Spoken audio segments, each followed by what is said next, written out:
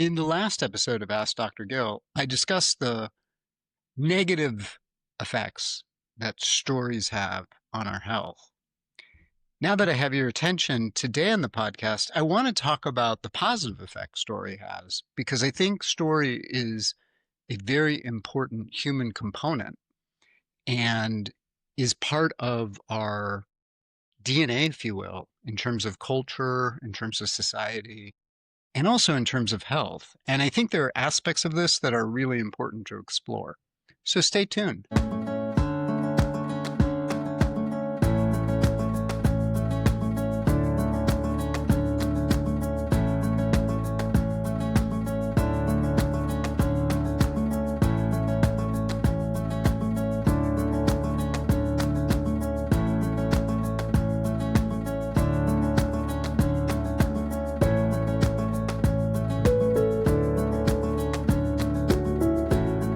Hello and welcome to Ask Dr. Gill. I am your host, Dr. Gil Winkelman, and today on the podcast, I want to continue the exploration of story because I do think this is a very important aspect of health. And last week, I sort of glossed through negative aspects of story, and I'm going to go into more detail in future podcasts about what I'm talking about in terms of the elements of how stories can affect us adversely, because there are areas of that. But today I want to talk about how stories actually help us. And I think that there's a underappreciated aspect in terms of health in this. And sometimes the story is like a walking stick on a steep climb. And it supports you and helps you keep you balanced, particularly coming downhill. Things that people say, for example, are, I'm a fighter. And I mean, we've heard that a lot. And I've always been sensitive to my environment. That's actually can be a very positive aspect of things. Or I just have to push through.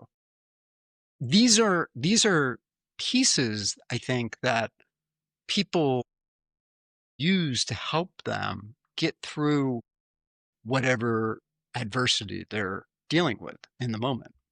And oftentimes it can help in a situation that's stressful. The challenge is, as I talked about last time, is how we take that on, right? But I also think story is important because sometimes the story helps organize our understanding of why we behave or things in our life have come out in a particular way. And as an example, people who have trouble with certain types of relationships, particularly romantic relationships, oftentimes understanding that they have an anxious attachment or an avoidant attachment style because of their parents, that can be helpful. Oftentimes, the story helps organize something. And this is kind of where diagnosis comes in a sense, because when we have a diagnosis, sometimes that gives us a roadmap for not only for treatment, but what the aspects of the future look like for us based on that diagnosis. And I can't tell you how many times I've had patients who have cried in my office when we've been going through labs and diagnosis, that when people get a diagnosis, a bad diagnosis, oftentimes they're shocked. Usually when people cry, in my experience, what I've noticed is they do it when they don't get the answer. And so they still don't know what's going on. And it's a very interesting aspect of how the diagnosis has power in settling the person's thought process about things. And it's something that is really just sort of interesting when you think about it. It's like, oh, I know, or I don't, or you're upset because you don't know. So I think that the story can give context around why things are happening the way that they're happening, and how things are happening the way that they're happening. I also think that understanding ourselves and understanding how we've been raised, what our past is, all of that is part of story, gives us information in terms of how we move and respond to the world. And I think that these aspects are very, very important in terms of moving forward in your life. So a helpful story gives us a number of things, namely, it helps us explain our situation to ourselves and to others. It gives a framework for decision making. And medically speaking, you often want to know the diagnosis before you do the treatment, because that gives a framework. And I'm going to talk about why that may not be useful in some cases in a future podcast. But generally, that's how medicine works: is we understand what's going on, and then we do the treatment. And the other thing is that the story can help you, remind you about hard moments and how to get through those hard moments. And it can also give us comfort when there's fear or doubt in a situation.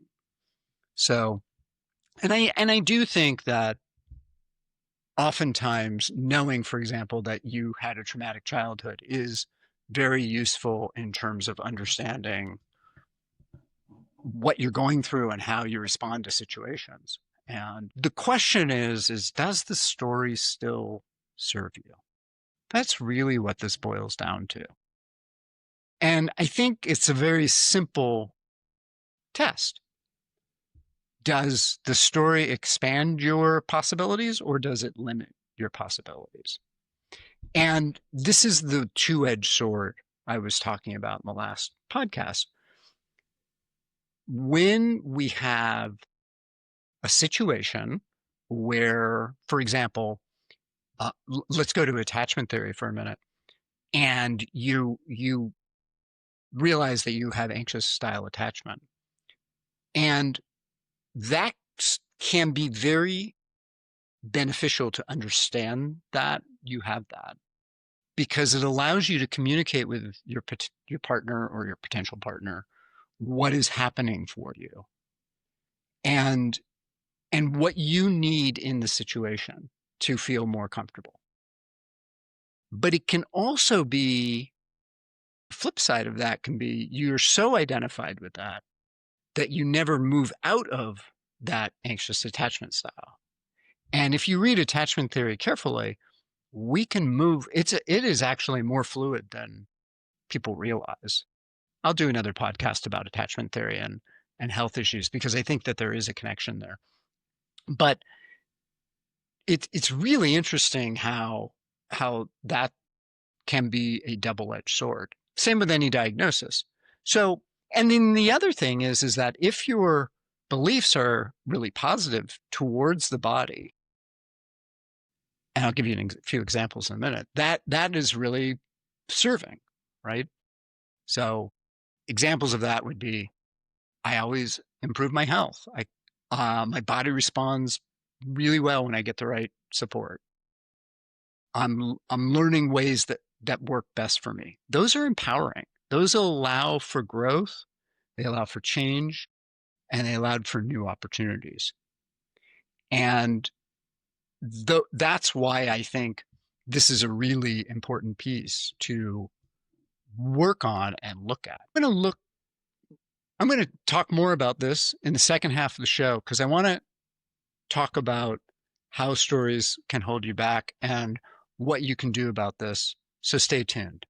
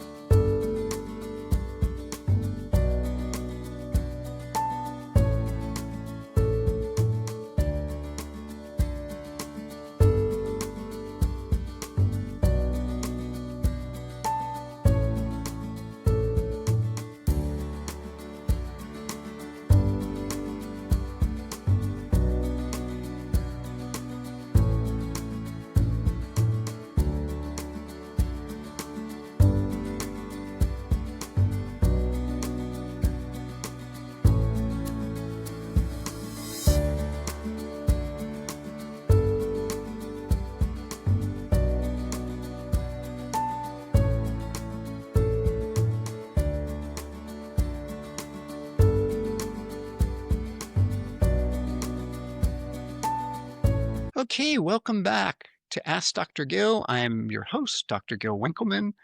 And if you have any questions or comments for me, please feel free to send an email to info at askdrgill.com.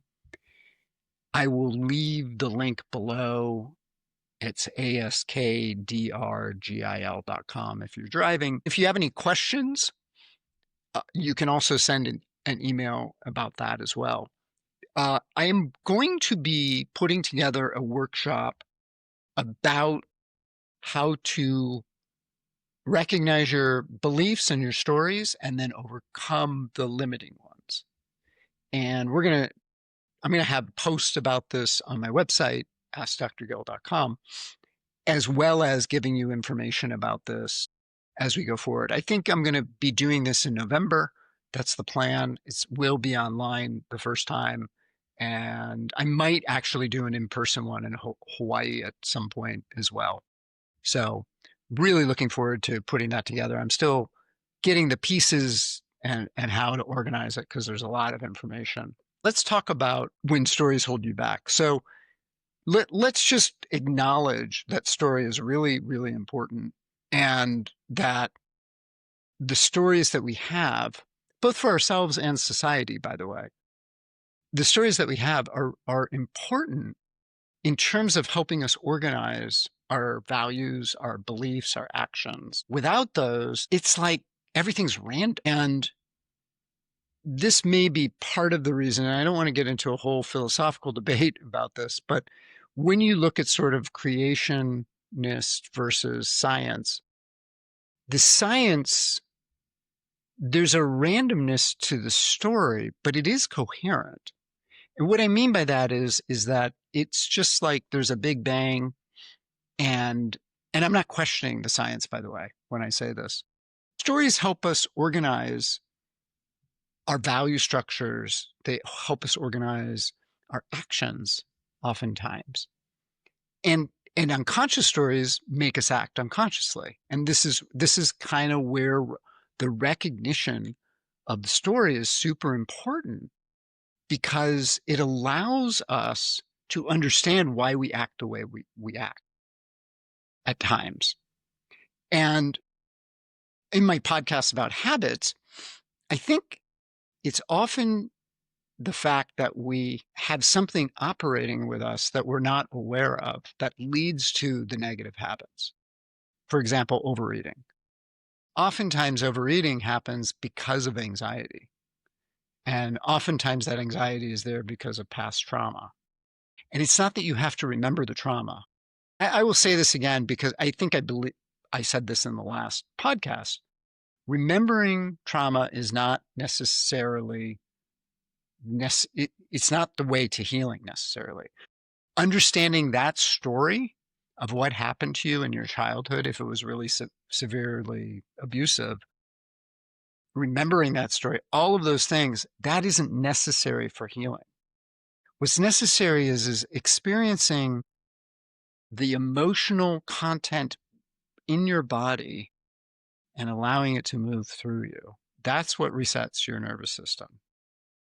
That is why body work, breath work, meditation, yoga, massage, all of those things, Wim Hof, breathing exercises, all of those things are powerful to help you experience what is actually going on in your body. Because I think a lot of times we are cut off from the visceral experience in our physical bodies.